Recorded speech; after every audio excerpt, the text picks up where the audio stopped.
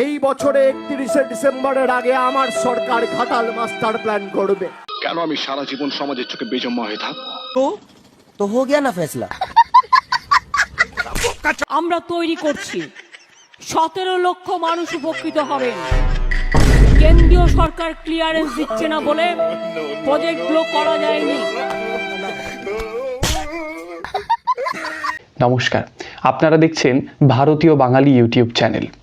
17 লক্ষ মানুষের উপকার, দিদির ভাইকে না ফেরানো, কবে কোকিল ডাকবে, কবে বসন্তকাল আসবে, কবে দিল্লি দেবে, আর কবেই বা মাস্টার প্ল্যান হবে, এই সমস্ত বলা ক্ষমতা দেবী আজ কোথায়? আমরা তৈরি করছি 17 লক্ষ মানুষ উপকৃত হবেন। কেন্দ্রীয় সরকার ক্লিয়ারেন্স দিচ্ছে না বলে প্রজেক্টগুলো করা যায়নি।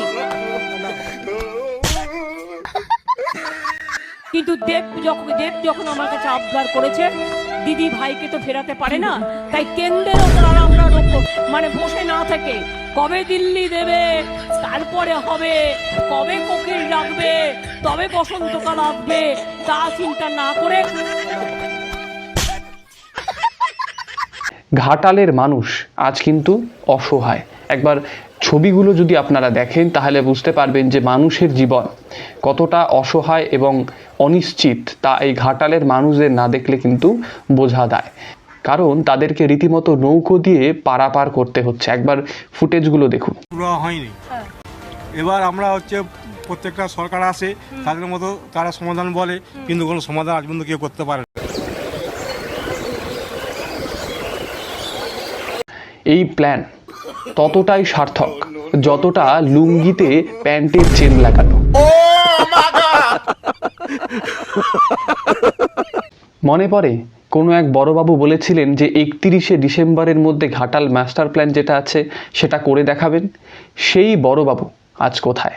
বন্দ্যোপাধ্যায় বলে, দেবকে বল যদি 1 মাসের মধ্যে কেন্দ্র ঘাটাল মাস্টার প্ল্যানের টাকা না ছাড়ে, এই বছরে 31শে ডিসেম্বরের আগে আমার সরকার ঘাটাল মাস্টার প্ল্যান করবে।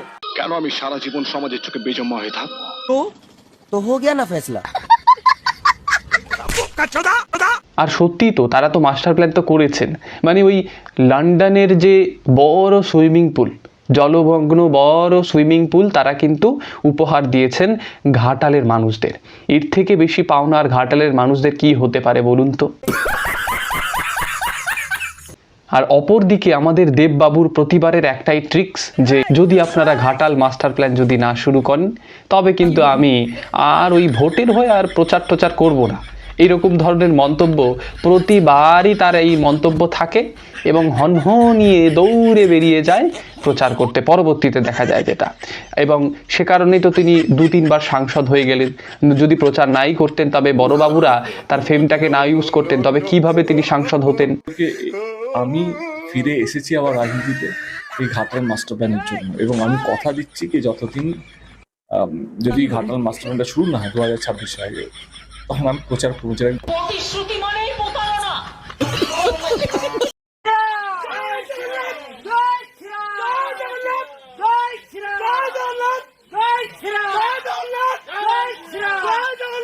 এই জয় জগন্নাথ কিন্তু এতদিন জয় বাংলা ছিল।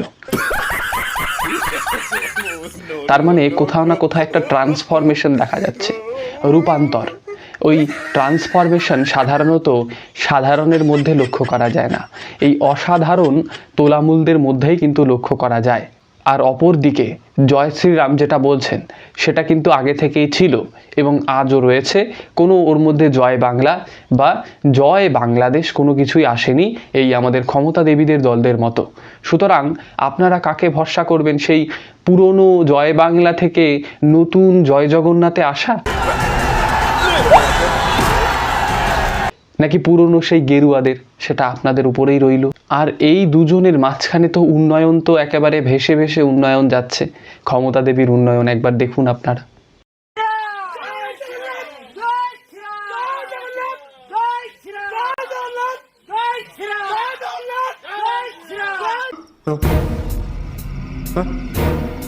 দেখা যাচ্ছে শুভেন্দু অধিকারী গাড়ি যাচ্ছে এবং তার মধ্যে কিন্তু এখানে স্লোগান করা হচ্ছে।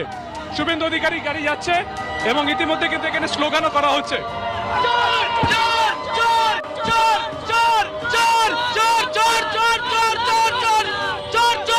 বলছি চোর কাকে বলছেন, ভেতরেরটাকে নাকি বাইরেরটাকে? ওই বলছিলাম আর কি, ভেতরে তো পার্থ রয়েছে।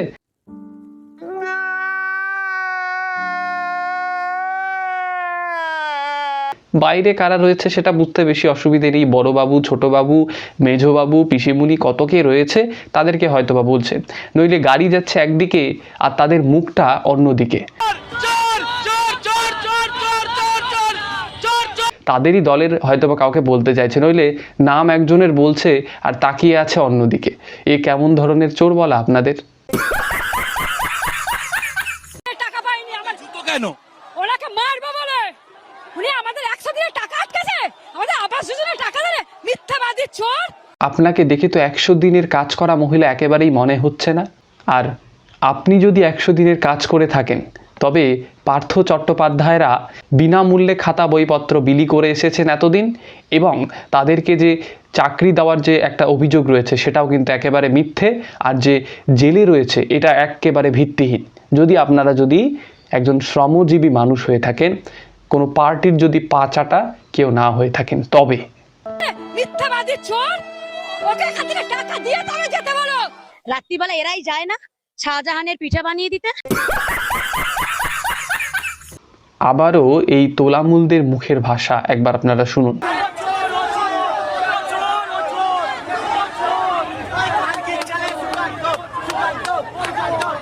একদম ঝ্যাঁটা মারবো একদম ধরে, একদম সামনে পড়ে।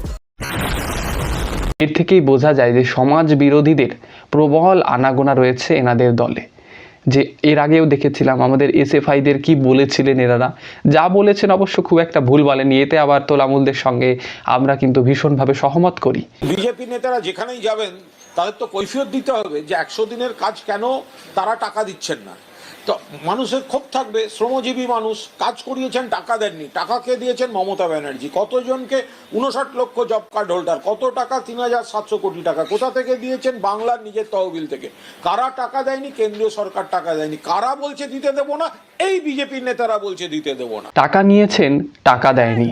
ওই নারদা সারদার কথা বলছিলাম আর কি। কে ধরিয়েছে? মমতা। আবার কে? কোথা থেকে ধরেছেন? ওই বাড়ি থেকে ধরেছেন। কারা বলেছিলেন ক্ষমতা দিয়ে পুলিশ পাঠিয়ে আমায় ধরে নিয়ে যাক? ওই কুণাল বাবুরা।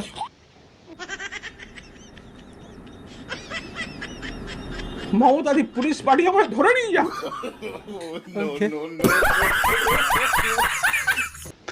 যদি আপনাদের ভিডিওটি দেখে ভালো লেগে থাকে অবশ্যই একটি লাইক করবেন, শেয়ার করতে ভুলবেন না এবং চ্যানেলটিকে সাবস্ক্রাইব করবেন। অসংখ্য ধন্যবাদ।